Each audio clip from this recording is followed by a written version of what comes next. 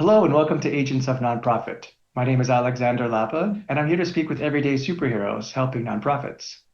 Joining me today is B. Michelle Johnson to talk about advocacy. Michelle, welcome to the show. Thank you. Good to be here. As we begin, I was hoping you could share your superhero origin story. Great. I'd be happy to. I have a degree in playwriting, and so I'm a natural storyteller. After college, I went around looking for jobs, showing up at theaters and asking them, I'm like, here I am, a newly minted playwright. I'm ready to write plays. And they were all like, we need money. And I'm like, okay, I can help you with that. And that started me down a career in fundraising. After a couple of years of that, I joined the Peace Corps, which in the US is an American sponsored program where you live abroad and work in a community for about 2 years. And it's kind of like USAID light. It's very NGO, very small impact NGO work. However, that totally changed my worldview as living in a small West African country would. And I came back with a real strong need to continue this work and, justice, moving power, economic change, policy change. I was always that kind of person. I've always been very much focused on justice and fairness. It's been a root value of mine for a long time, but living abroad definitely opened my eyes to more things. So that started me down a different path away from the arts and more into social justice and social justice causes. And I have pretty much spent my whole life working for advocacy organizations. Awesome. I recently spoke with a gentleman who does Canadian advocacy, and so I'm excited to talk to you as an American to get perspectives and differences of opinion. Perhaps we can start with a definition. What to you, how would you define advocacy? The Merriam-Webster or like the online dictionary definition would be public support or a recommendation of a particular cause or policy. My definition of advocacy is communicating with and mobilizing the general public to contact their lawmakers or other decision makers about a specific policy or issue. It's working together to influence a decision maker or an elected official. It's really about moving money and power. So your audience in this case is actually the public, not the politicians, and it's the to the public that to invoke and to promote action in the politicians, but it is focused on the public. Right. And because that's where the power is, right? It does help to have powerful people talk to politicians or talk to change makers or decision makers, anywhere from your like local parent teacher association all the way up to, your federal Congress or your national body of legislature. And that is super helpful. But at the end of the day, it's the number of voices, the amount of people who call in or email in or sign up to take an action, like numbers speak volumes. So one person is powerful, but many people is more powerful. I know of some organizations in the US, and I'll refrain from using names, that are not as big as they appear to be, but they are very persuasive. Mhm. So, what is your opinion about having either a large number of people who are interested but not really actionable, or not, like they don't actually, they might call, they might send an email, for example, to a politician, but they would stop there, maybe a one time, maybe two as a follow-up, for example, touch points, versus a smaller group of people who are relentless. They're really passionate. They're calling every day. They're contacting every day. Is there a difference in terms of the impact overall? And this is obviously contextual, but do you see or you believe one group, the former or the latter, would be more impactful than the other? I mean, money helps and money talks. So if you're a larger organization with money who can spend more time on lobbying, or maybe you have in the United States a C4, which is a lobbying advocacy branch of your work, that is powerful as well. I have mostly worked for C3s that have a C4 or are just plain C3s. So in the United States, a 501c3 has a limited amount of resources that they are legally allowed to use in advocacy and lobbying. So you just have to be more mindful about how you spend your resources. A lot of big organizations with big brand names are able to at least give the perception that they're doing a ton of work. And I appreciate the work that they're doing mostly. Where you, as a smaller org with more robust, maybe constituencies or really engaged communities, can really impact your local politics. You can absolutely impact your, state and federal, but where I've seen it work is on a state level and a local level. If you are a small org, because you just don't have the money to create the reach. Even the larger organizations, I mean, they have grassroots organizers, they have lobbyists, they have money for marketing. Like their reach and their power is bigger because they have more resources to spend. And like I said, a smaller organization can do a powerful and tremendous amount of work by mobilizing their community. I'll give an example. In the state of Washington, we have a legislator who was on our side on an issue. She was totally on our side on an issue, but and because I always work in advocacy, our opposition, I always have an opposition, had contacted that legislator and told her that she should not vote for this bill. This bill was going to be harmful, et cetera, et cetera, et cetera. She was starting to lean that way because her constituents told her this is what they wanted. And we were like, what are you doing? You know, this is a harmful bill. And she's like, I don't know because nobody's talking to me. And so we can't make assumptions. This is where when politicians or policymakers or people in power, we perceive them to be on our side, we still have to call them or email them or show up in their offices and reinforce our message. You can never assume that they understand or they know exactly what we're thinking. Oh, they're so progressive. Oh, they're so conservative. They're always going to vote or not vote my way. They're always going to follow my bills. They're always going to help move money and power to my community. We always have to talk to them. And so we had an emergency kind of rallying of getting all of her constituents actually to reach out to her and tell her, no, no, no, no, we need you to do this instead. And she did, in our opinion, the right thing, but she did not know. That's why we need to talk to people. That's why we need to talk to our politicians. That's why we need to put pressure on them to move power and money. Like that is what advocacy is doing. We also need to thank them. Like if you're a politician, if you are a city council person, if you're a mayor, if you're a PTA president, does the thing that you organized your community to do, thank them. Show appreciation because they are putting themselves on the line sometimes to do these things for us. We have to show appreciation. Awesome. Okay. So let's take the scenario where you have a nonprofit Mhm. and there are two possible strategies on the table to create advocacy. The first one is to rally a smaller number, and then we can just generalize here in this case, a Mhm. smaller number of people, very passionate. I'll give a number, say 10 people, and they're very passionate, and they can encourage these 10 people to call their politicians, their local politicians for change every day until something happens. Or second strategy is you have 1,000 people that they can rally the troops for, but those people would only contact the politicians once and only once. Is there a favorable strategy? Is it a smaller group that's more passionate, that's going to keep fighting the fight all the way through, or a significantly larger one, but it's only like a one-time effort? What creates more change? What's more likely to create a change that you're looking for? Gosh, I mean, in my heart, I want to say those 10 people because they're going to keep beating the drum. They're going to get the message in front of the politician all the time. However, at the end of the day, they do count. They count the numbers. Because if those are their constituents and 1,000 constituents say this thing needs to happen, they are going to be more persuaded by 1,000 constituents versus 10 constituents who are constantly in front of them. Okay, so numbers do make a difference. I understand money, of course, is a big part of it. To reach Yep. those 1,000 people, most likely you'll need more money. But if there is a strategy to adopt, you're suggesting that the latter is better because the numbers are really what count.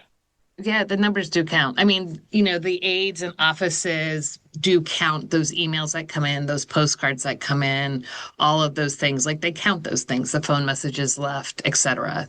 And I've never been an aide, so I don't know exactly how it works these days, but I do know that they report out on those numbers because we talk about it when we're, working together again to move money or power. How can we get the most impact? How can we get a large number of people to talk to this person? the second theme from that thread, or second thread from that theme, was opposition. You said there's always an opposition.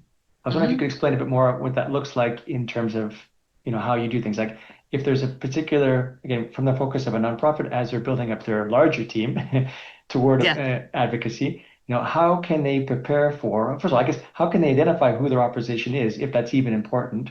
Or how can they address the opposition in general? Like, is there a particular tactic or strategy or ideas or considerations that they should keep in mind? Like, is it a good idea to play, for example, a role-playing game where you have someone in the organization who pretends to be the opposition to come up with arguments that are against what you're trying to advocate for? Like, are there different ways of being able to be better prepared to handle opposition? sure. I work primarily in women's rights, queer rights, immigrant rights, healthcare policy. So those always have an opposition. There is always a group of people who does not want to see progress in these areas for whatever reason. Also, whenever you're talking about money and power, which is what decision makers are dealing with all the time, there is somebody who's not going to want that to happen. And it could be, it could be a more benign group, like your Department of Transportation needs more money in this space, right? Like money is finite. And so when you're in a discussion about laws or bills that have an earmark for money, like there's going to be folks who are like, we need that money too. And so there's always somebody who isn't going to be necessarily on your side. And especially if you work in the areas I work, there's often more people who are not going to be on your side. The thing about opposition is just messaging. I'm not going to say it's just messaging, but one of the things is messaging, understanding the messaging. We have worked in coalitions where we have done focus groups on messaging. What message resonates with the public? What message sounds better? What kind of commercials or ads should we run, or radio or podcast anymore these days, right? Like, what are the stories we should be telling? What is persuasive and convinces folks to join our movement or our issue and lobby for this change. So it is studying, it's number crunching, it's polling what messaging works, what do people understand about the issue. So all of that is big money though. If you're working in smaller groups, you sometimes don't have time to do all of that polling and get all of that information. And a lot of it is just continual conversations with politicians and the people who have this power so that you can figure out what they aren't understanding, how we can start moving the needle. There is a strategy called losing to win, where we introduce the idea and we know it's not going to go make any traction the first year. It's going to be introduced. It's going to get people thinking. We might not have enough champions on the inside to help move a bill. So we're like, that's the first year we're going to get it in people's mind. And then we're going to spend the whole next year educating politicians, educating the public, getting more folks bought into the idea. And then we keep pressuring folks to propose it so that it eventually can be passed. There, rights are a long game. I mean, we're still working on civil rights in the United States. It's a long game. It is way different than it was when our grandparents were working on it or our parents. But it is still something we're working on. Like all of advocacy is a long game. If it could happen overnight, we would already be done with all of these issues, right? So sometimes we lose to win. And I hate losing to win. I hate to lose. I'm a true American in that respect. I hate losing, but sometimes we have to lose just to get the idea in people's head so that we can start the whole education process. So, and how that goes into, our opposition. Sometimes we don't have the messaging down just yet, or we don't have the talking points we need to start working the persuasion. So, yeah, there's a lot of things to take into consideration. I think that expression losing to win is in the context of war. That's where I think it first came from. Like you lose the battle to win the war, right? So it's a Mm, temporary sacrifice, knowing you're playing the long game to be able to hopefully win that. I also don't agree. I mean, I understand the strategy behind it. I would call it planting seeds in the sense that sure. you're in the year one, like you said, you're planting the seed, getting people to just think about it, knowing that you're not going to be able to eat from the fruit that eventually grows from it. But the idea is that over time, as you educate, to your point, you're now watering that seed to be able to Mhm. have something grow out of it and then eat that or enjoy the flower, whatever it comes out of that seed. So to me, one way to, if you want to, one way to frame the losing to win is just planting seeds. And that's to me a little more of a positive spin than a loss. Absolutely. And I prefer that. I actually kind of get tired because I'm a fundraiser and I fundraise for advocacy organizations. Our messaging is often very like fight and battle and I get tired of that too. I'm like, like everything can't be a fight. I mean everything is a fight, but can we frame it as something else, right? Like how can we frame this so that it's not as exhausting and not as doesn't have like an ultimatum to it like the war analogies do. So yes, I appreciate that reframe because I am always looking for ways to bring people into the movement. And it is a movement, right? And bringing people into the movement to make these changes, to change these systems so we can live in this beautiful world we see.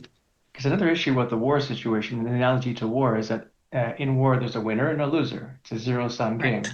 Versus, to me, advocacy is about betterment of everybody. Everybody Hmm. benefits, and that's the goal. It's not about us winning and they're losing or vice versa. It's we all benefit in some way as a result of being progressive. So that's another reason why I think seeding is probably better and Yeah, I avoiding the love that. war analogies. Yeah, I totally love that. I appreciate that. Thank you. But heading then to the third point that I was going toward, and you mentioned it again, educating, because that I Hmm. agree, it's unfortunate for whatever reason that politicians aren't fully aware of all the issues that we are at the ground level aware of.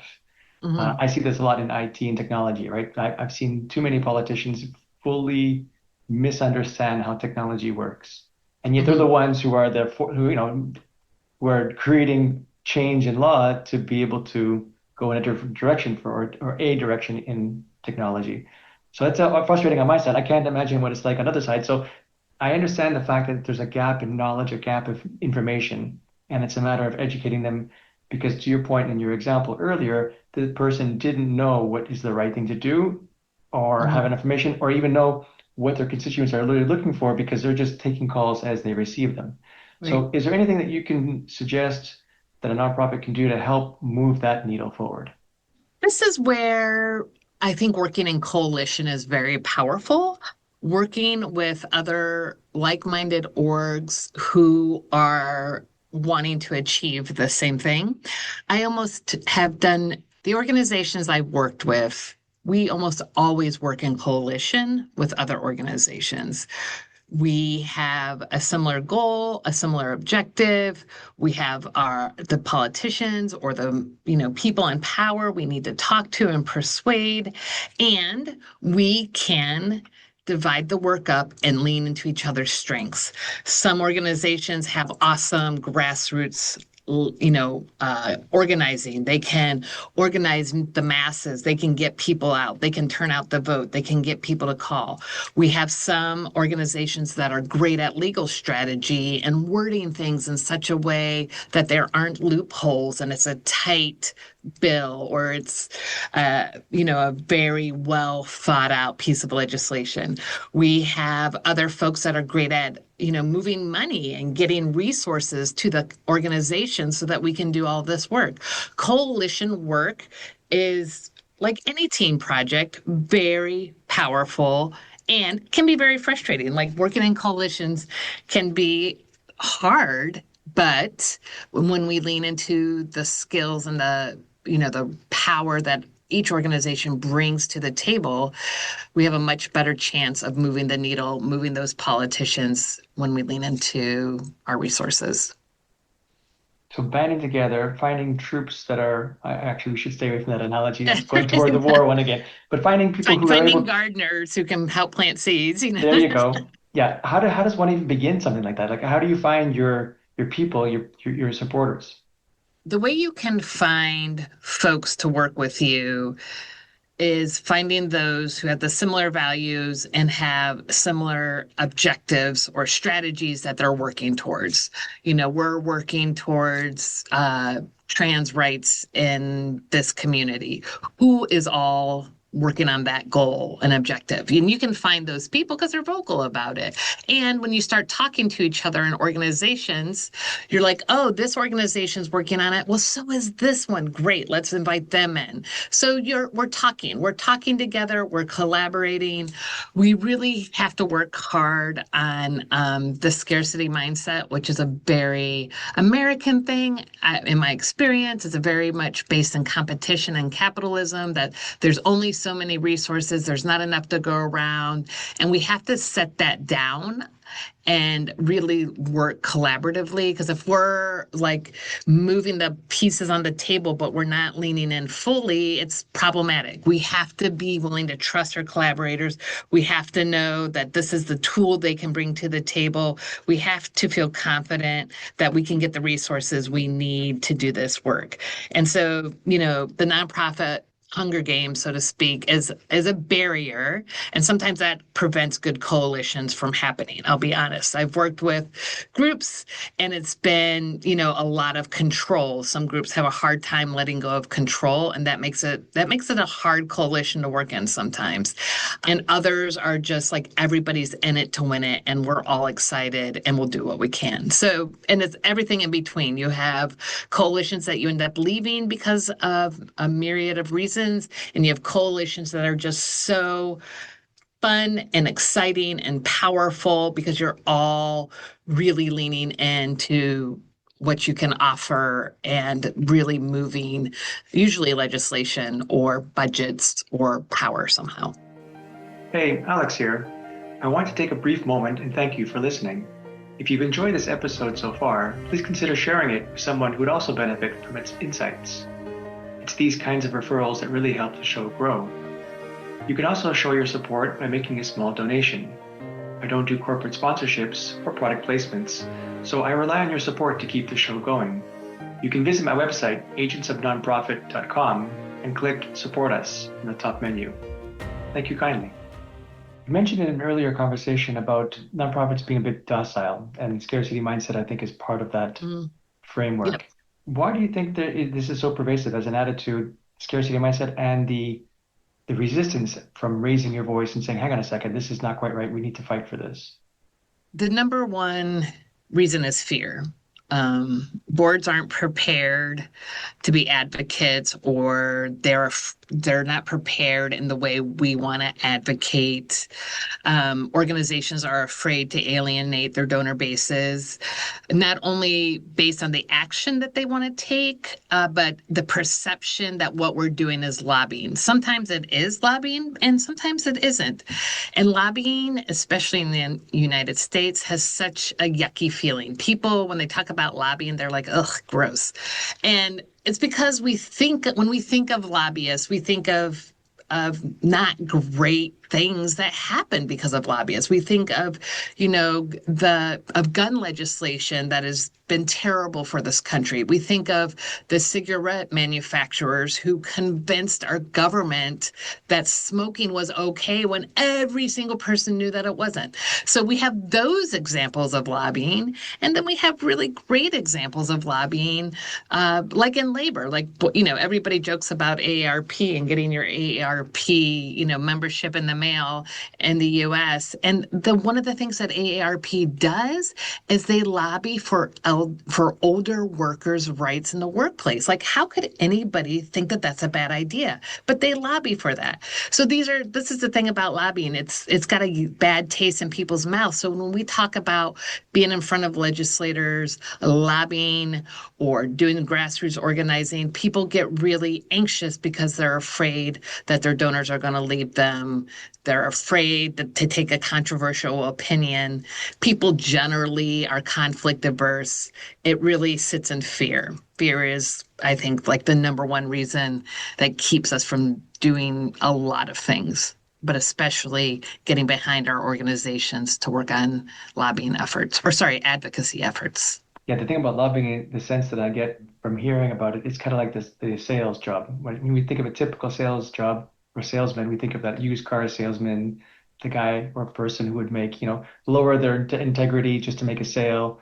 It's all about making that sale. And there's a certain dirtiness to it, not yeah, dirtiness to it. Like it's uncomfortable. I think lobbying has that same other kind of persona where the impression, your initial impression at least you get is that it's a dirty thing. Like it's people who are have a lot of money, a lot of power, influencing things in what could be termed as a negative way. And most likely, in these examples you gave are in negative ways. Like if there is opposition and they are lobbying, like how do you I want to go back to that informing it because you mentioned the point earlier about how does the politician know what is the right thing to do, right? When you have someone who is not educated in a particular topic or uneducated sufficiently, Hmm. and they now have two opposing views, one saying yes, one saying no. Like, are there any ways or considerations that you can use to appeal to that person, to their senses, or to find a way to make your message resonate stronger than your opposition? Hmm. Sure. One of my favorite strategies is lobby day, and it's where you invite your constituents to go to your capital and we plan meetings and you meet your representatives or your senators and we talk to them about what we're here for. And so if we're here for, trans rights, we talk to them about the misunderstandings, we talk to them about our positions, we tell them personal stories. Storytelling is so powerful and it's such a great tool to change people's, hearts, right? And so we have to go after hearts and minds, and personal stories are powerful. So getting folks in front of their legislators to share with them their experience in this arena, in this space. And we prepare you. Like, we're not just going to send you in there to talk to your folks without talking points, without doing them any training beforehand, without you practicing your stories, teaching you how to get back on message. If the politician takes you off on a thread, how to get back to the main points that you're talking about. Like, we do trainings. A lot of advocacy is based in training. Movements, there's so much training that happens in movements. Using a great example, the civil rights movement, there were tons of groups training people all over the country to do things like peaceful protests, sit-ins at, cafeteria counters and things like that. People, yes, just did it sometimes on their own, but mostly we were trained because we knew what we needed to do to make these things happen. So we train people. Lobby Day is a great grassroots opportunity to get in front of your legislator. Again, messaging, email messaging, and making sure you have the right tools to educate your constituents who can then turn around and advocate in front of their legislator. Or again, it doesn't have to be that high of level. It's even your neighborhood folks, your city council person, your mayor. Like, there is so many opportunities to change things in your community. We don't have to go super big. All politics are local. It's very important that folks are engaged in their local politics. As local as you want to be, you can work in your school or neighborhood all the way up to your national, federal government. But yeah, so lobby day, messaging, storytelling, of course, trainings and volunteer actions, getting people together in community. Because when we start talking to each other, we start telling stories as well. And we find better ways to tell the story when I meet people. And then I can be like, oh my gosh, I have a friend, Alex, and this was his experience. And that becomes a story that you can tell as well. In the world of technology and growing technology, I agree. In person, I mean, still no replacement for it. Yeah. So that's probably will resonate a lot stronger, showing up in person, talking face to face, shaking their hand, and sharing stories than an email or a phone call. I mean, there's a time and place for those as well, Mhm. but I don't think anything still beats showing up in person. So I agree that that's probably the strongest mechanism, the strongest communication channel that you can use to promote your change. And I'm happy to see that you offer training to help people because some people aren't comfortable doing that kind of presentation style or storytelling style. So being able to be well prepared and versed and what resonates better typically with people in the realm of storytelling. Awesome, great. So yeah, great strategies. Thanks. In terms of needing advocacy, I will say that probably we are in September 2025.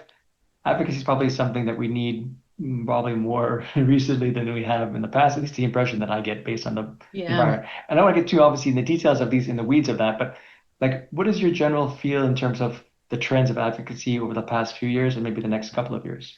I'm thrilled to see more organizations coming together to work together in advocacy.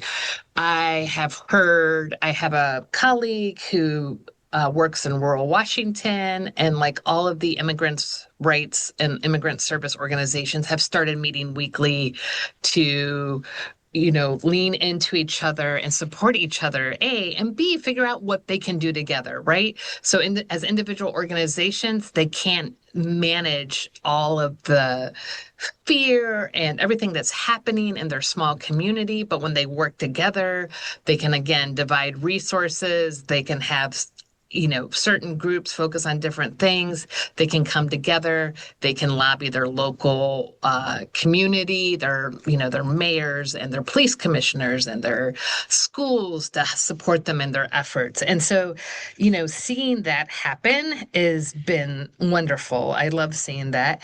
And I also think folks are learning that we need to be working together more with our government, especially as things have become very precarious in the United States with federal legislation and federal government cuts.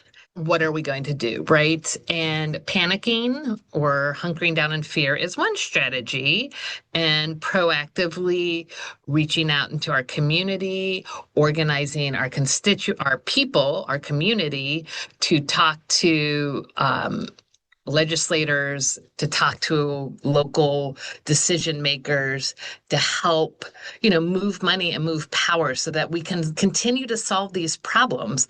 In a lot of ways, you know, things have, dropped out, but have bottomed out for a lot of orgs. They're like, what are we going to do? And I'm like, we have got to get together and use our power as a sector and as your issue, right? Whatever your cause is, we need to be working together.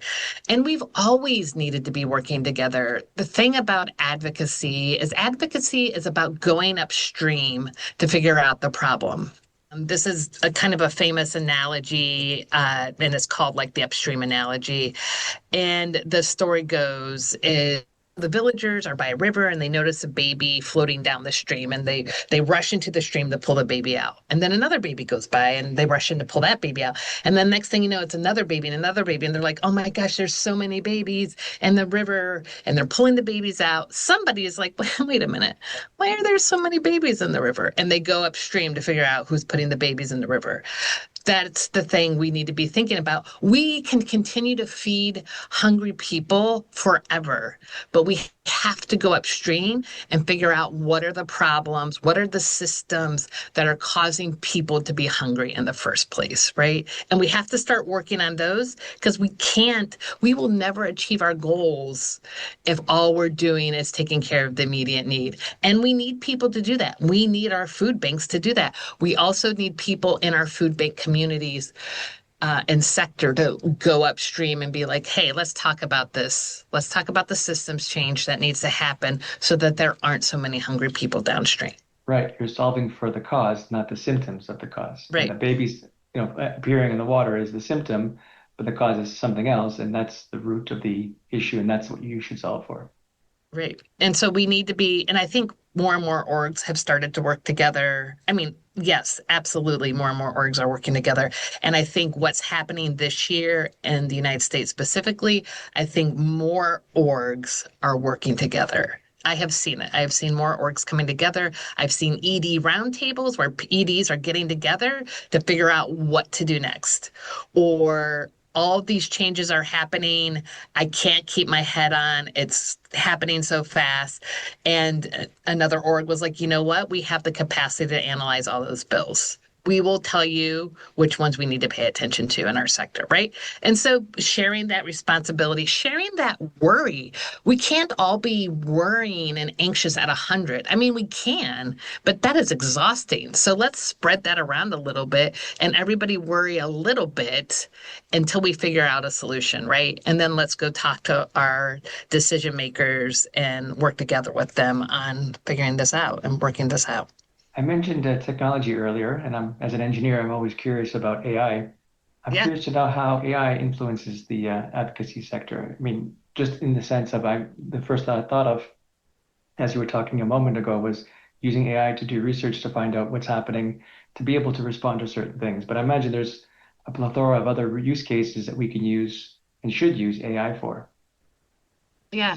I think one of the things that AI has been super helpful with, an example that I just used, is summarizing massive bills or bits of information, right? Like, what is this actually about? This bill that's, 30 pages long. What does it mean? How does it harm my community or support my community? And AI can, synthesize that information very quickly. And what that does is then helps you prioritize which things you're going to do the deep dive on because it says these three bills have nothing to do with us or are very low impact, and these other three bills are high impact. Let's do some digging. Let's do some more digging on these. Um, of course, on the flip side, is there's so much misinformation and so much bias, we have to be careful to like trust it carte blanche, right? We have to be like, is this really what this is about? We need to do a little bit, deeper dig. I did write a message and we had AI make sure it was right.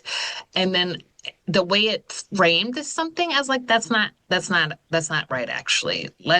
Let's dig into that a little bit more. So we just have to be careful with AI because the AI has bias, right? Um, but AI can synthesize a huge amount of information and data and stats and figures and really pull information together in a way that for time management and for being organizations, which we were talking about time management earlier or urgency, like sometimes there is a lot of urgency because bills are moving or decisions are being made and we're not at the table or we're not at the table with the right information. And so AI can help us do that for sure. So, leaning into the superhero theme of this show, I was curious to know if you had a magic wand or a superpower that could change something in the advocacy space, what would it be? Gosh, I'm a little hesitant because I think a little bit of fear is useful, but I think I would love for people to lean into their courage more. Like, I think we need to have more courageous conversations. I think we need to show up courageously.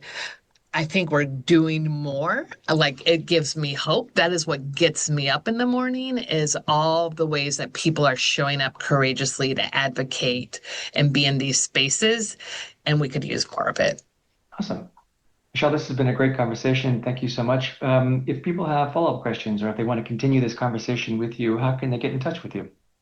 The best way would be to find me on LinkedIn.